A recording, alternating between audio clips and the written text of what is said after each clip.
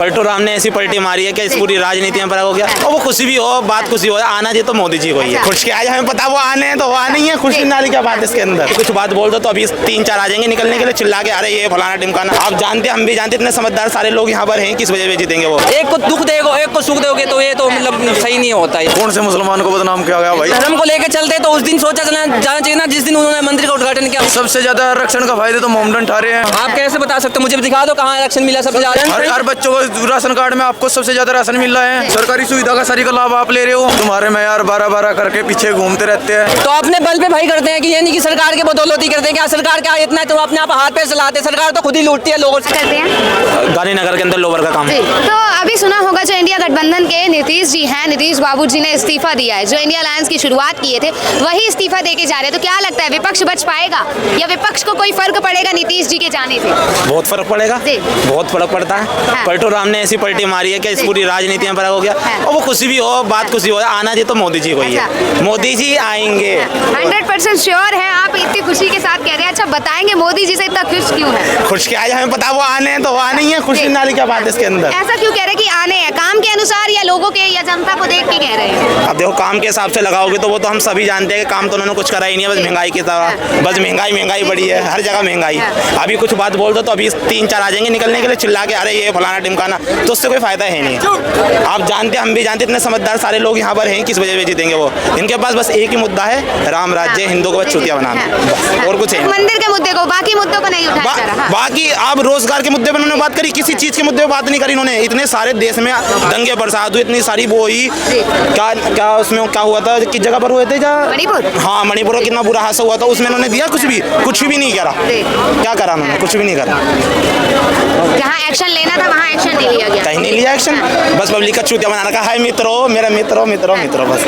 अच्छा ये बताइए कि विपक्ष मजबूती कस रहा था धीरे धीरे, तो अब एकदम से नीचे गिर जाएगा या अभी भी उसी दरगार पे बना रहेगा नीतीश जी के जाने से? जी मुश्किल ही है। हाँ। बहुत असर पड़ता है। अगर हमारे समझ लो 4 कुर्सी के 4 पाए हैं, एक भी टूटेगा तो कुर्सी पे बैठने वाले को तो असर पड़ेगा ही। हाँ। तो वही हाल है। अच्छा इसमें बीजेपी की कोई साजिश है? कह रहे हैं कि दबाव दिया गया है नीतीश जी को, या नीतीश जी ने लालच में आके ऐसा किया है? नीतीश जी तो हर बार ही ऐसा करता है। एक बार की तो कहानी तो है ही नहीं। नीतीश जी न जाने कितनी बार ऐसे कर चुके हैं। तो नीतीश वो तो कुछ नहीं है। देखो ये तो एम टाइम पे पलटू राम का हर जगह का है। एम टाइम पे सभी पलटते हैं। जब जैसे दिन बाद होती है कभी पलट जाते हैं। बर्तन इतनी बार पलटा नहीं होगा जितनी बार नेताओं की बात पलटती है वो पलटते हैं। ये तो सभी जानते हैं। आपने एक अक्सर देखा होगा कि अभी राम मंदिर बना है तो ज्यादातर बीजेपी चर्चे में है। तो इससे पहले भी चर्चे में आई थी बीजेपी, तो इसलिए उनको सिर्फ राम मंदिर के मुद्दों पे ही बीजेपी आ रही है, नहीं तो इनका चांस नहीं है? इसका कैसा कहना है? राम मंदिर देखो बनाए तो देखो, मैं एक मुस्लिम हूँ, मैं इस चीज़ का मैं कहता हूँ कि अगर बनाए तो अच्छी बात है भाई, मगर इस चीज़ का भी होना चाहिए जैसे कि अगर मंदिर बनाए तो मंदिर का जगह तुम उसका भी शिलान्यास मस्जिद का भी उस जगह रखो। तो मेरे हिसाब से चाहता हूँ मैं मुझे जो लगता है कि जहाँ तक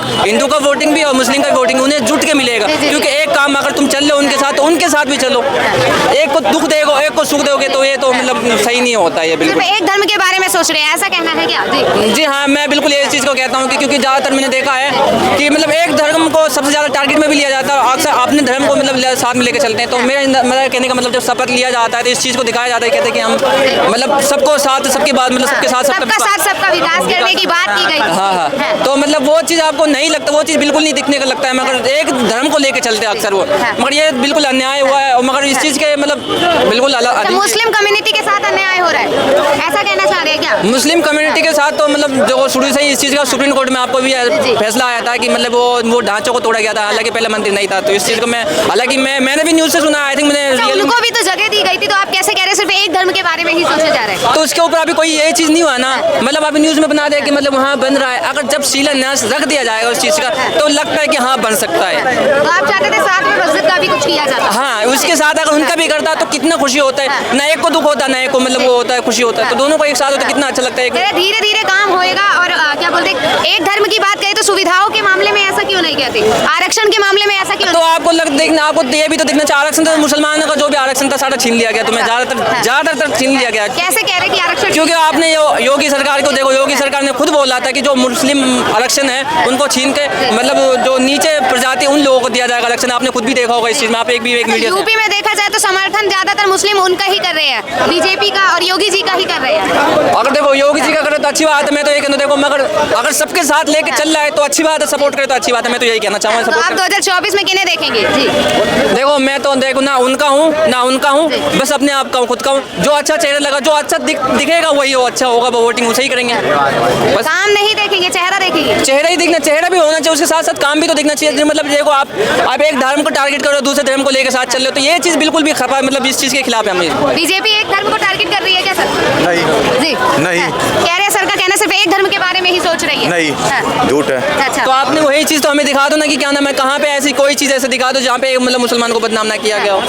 कौन से मुसलमान को बदनाम किया गया भाई? हिंदुस्तान में हर जगह तुम्हें आरक्षण से लेकर सब चीज़ की मतलब छीन ली गई, तो अब क्या चीज़ रहेगी बताओ? ऐसा कुछ नहीं है मैडम। कह रहे आरक्षण तक भी छीन लिया गया। नहीं, ऐसा कुछ नहीं है, सब धर्मों को लेकर चल रही। तो धर्म को लेकर चलते तो उस दिन सोचा जाना चाहिए ना, जिस दिन उन्होंने मंदिर का उद्घाटन किया, उन्हें भी साथ लेके चलता तो और कितना खूबसूरत हिंदुस्तानी कल्चर वो होता है, इस चीज़ को दिखा। ये भी तो एक कल्चर ही है कि हिंदुस्तानी कल्चर क्या है कि तुम एक को लेकर चलो, दूसरे को तुम्हारा भी कुछ ही नहीं है। सबसे ज्यादा आरक्षण का फायदे तो मोहम्मद उठा रहे हैं। हाँ। आप कैसे बता सकते हो? मुझे दिखा दो कहाँ आरक्षण मिला सबसे ज्यादा, सबसे कम मिला गया है। तो आप हर बच्चों को राशन कार्ड में आपको सबसे ज्यादा राशन मिल रहा है, और सुविधा सबसे ज्यादा है, सरकारी सुविधा का सारी का लाभ आप ले रहे हो। तो क्या पहले आप देखो तो आप पहले कमेटी में आप तुम इस चीज़ को अभी की बात कह रहे हो, तुम पहले हिंदुओं में देखोगे कि ना जाने उनमें भी तो 75-50 हमारे पंडित जी हैं, 15 भाई बहन हैं। आप कैसे नहीं कह सकते कि मतलब वो उनके काम है, उनके ज़्यादा हैं। तुम्हारे में यार 12-12 करके पीछे घूमते रहते हैं। तो अपने बल पे भाई करते हैं कि ये नहीं कि सरकार के बदौलती करते हैं। क्या सरकार क्या इतना तुम अपने आप हाथ पे चलाते? सरकार तो खुद ही लूटती है लोगों से,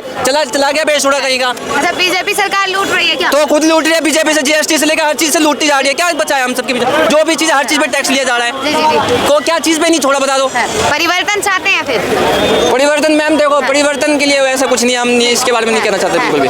परिवर्तन में कोई देख रहा है, विपक्ष में कोई दिख रहा है नेतृत्व करने वाला जो इन समस्याओं कोई चेहरा नहीं, अगर चेहरा हो तो यंग चेहरा हो तो अच्छा रहेगा कि जो हमारे भविष्य में आने वाले समय में हमारे देश के लिए बहुत अच्छा हो। बस यही कहना चाहते हैं। यंग चेहरा कोई दिख रहा है? यंग चेहरा में अभी कोई ऐसा दिख नहीं रहा है। मुझे लगता है कि राहुल गांधी भी ऐसा ही है जो अपने आप को पैर पे कुल्हाड़ी मार चुका है। उन्होंने क्या नाम है वो भी कि मतलब वो उधर से टूट रहे तो उनका भी कुछ कह नहीं सकते। हाँ जी, वो भी कभी वक्त के साथ वो भी बदल जाते हैं। कहाँ से? मैं यहीं से हूँ, नागलोई प्रेम नगर से। ठीक है, बोलिए क्या बोलना तो चाहते हैं? मैं ये कहना चाह रहा हूँ कि देखिए हम धर्म के पीछे जरूर जा रहे हैं, हिंदू मुसलमान बहुत चीज़ हो रहा है देश में, लेकिन एक चीज़ पे ध्यान रखना जरूरी है कि देखिए यहाँ पे जो हमारा देश लोकतंत्र है, डेमोक्रेसी, ये भी बचाना है। माना कि देखिए अगर एक राष्ट्र हो जाएगा, माना कि मतलब उठाया जा रहा है प्रधानमंत्री की ओर से हिंदू राष्ट्र, अगर इस तरह का हो गया तो देश में हमें तो नहीं लगता डेमोक्रेसी रहेगी। अपने अपने तरीके से जो लोग जी रहे हैं, और मतलब लोकतंत्र तो इसी को कहते हैं ना, वो जी नहीं पाएंगे। अब राजतंत्र आ जाएगा तो लोग जो है पढ़ना लिखना मुश्किल हो जाएगा। जो प्राइवेटेशन जितने भी सरकारी मतलब ये सब चीज़ है, स्कूल है, कॉलेज है, यूनिवर्सिटी है, हॉस्पिटल है, ये तो नहीं रहेंगी। हमें नहीं लगता है, ये सब तो प्राइवेट हो जाएंगे। तो अगर गरीब के घर में कोई बीमार पड़ता है तो मर ही जाएगा ना, इलाज नहीं करा पाएगा। और हम लोग के पास इतने पैसे भी नहीं होंगे। हमारा खुद हम लोग गरीब है, हम लोग तो जा ही नहीं पाएंगे प्राइवेट में इलाज कराने। 50 लाख प्रधानमंत्री जी की ऐसी एक योजना है जिसमें 5 लाख तक का मुफ्त इलाज होगा। नहीं है आयुष्मान भारत योजना ना, हमारे बहुत ऐसे चक्कर काट लिए, कहीं नहीं मिला। ऐसी बात नहीं, दरभंगा जिला का रहने वाला हूँ, एम्स का जो है ना, बिहार के रहने वाला हूँ मैं। एम्स का बोला जा रहा है कि वहाँ पे बन गया है, बन चुका है, मीडिया दिखा रही है कि बन चुका है, हाँ, लेकिन वहाँ पे नहीं है एम्स जहाँ पे हम रहते हैं। बस झूठा दिखावा कर रही है क्या बीजेपी? तो बीजेपी मतलब उसमें मीडिया में क्या दिखा रहे हैं? मीडिया में क्या दिखाया जा रहा है? सच्चाई थोड़ी ना दिखाया जा रहा है। वो तो सरकार की तरफ से बोल रहे हैं, जनता का आवाज़ कहाँ बोल रहे हैं? जो आम लोग परेशान है वो कहाँ बोला जा रहा है? नहीं बोला जा रहा है। अच्छा नीतीश बाबू जी के लिए कुछ नहीं कहेंगे क्या? वो तो सब जानते हैं, कहीं ना कहीं उनका भी तो पलट जाते हैं। वहाँ काम करने का नहीं फर्ज बनता है, वो बात सही है, लेकिन देखिए सबसे पहली ज़रूरी बात यह है कि हमारे देश में देखिए हर स्कूल में chemistry, biology, physics, mathematics, history, geography मतलब सारे सब्जेक्ट पढ़ाया जाता है। उसमें हमारे भारत का संविधान क्यों नहीं पढ़ाया जाता? हम ये पूछना चाहते हैं सरकार से कि हमारा संविधान जो जिससे देश चलता है वो भी शिक्षा लोगों को होना चाहिए। नहीं है, ये शिक्षा नहीं है। कैसे कह रहे हैं? के बारे में नहीं पता है, संविधान के बारे में देश के नागरिकों को नहीं पता है। ज़्यादातर लोग धर्म में फंसे हुए हैं और कुछ नहीं। अच्छा बीजेपी धर्म की राजनीति कर रही है, ये कहना चाह रहे हैं? नहीं, ऐसे मैं नहीं कह रहा हूँ कि धर्म की राजनीति, लेकिन चिंता की विषय ये है कि आने वाले टाइम में जो हमारा जैसे ये लोकतंत्र है ये बच पाएगा या नहीं, तो ये चिंता है और कुछ नहीं है। बस हमें आप वोट किन्हें देंगे 2024 में? किन्हें देखेंगे? देखो हम लोग तो कंफ्यूज है, हम तो समझ में नहीं आ रहा है वोट किधर करेंगे, लेकिन ये बोल नहीं सकते आजकल क्योंकि डर लगता है। देखिए यहाँ इतने जनता में सभी बोल रहे हैं, आपको डर किस तो बात का है? लोकतंत्र है, इसीलिए हम बोल रहे हैं। देखिए नहीं, अगर लोकतंत्र नहीं होता तो इतना हम बोल ही नहीं पाते। बस फिर भी डर लगता है, ऐसी बात है। हम लोग आम आदमी हैं, माना कि पुलिस वाला अंदर कर दिया तो वो हम अंदर चले गए तो चले गए। बात ये अभी ये हो रहा है, अगर अभी पुलिस पकड़ के अंदर कर दी ना तो हम चले गए, फिर बाहर निकल ही नहीं पाएंगे। पहली बात ये है, ये होता है। अभी ये हो रहा है मैडम, ये हो रहा है। जंतर मंतर से कितने लोगों को वहाँ पे अरेस्ट किया गया पता है। चलिए, थैंक यू सर।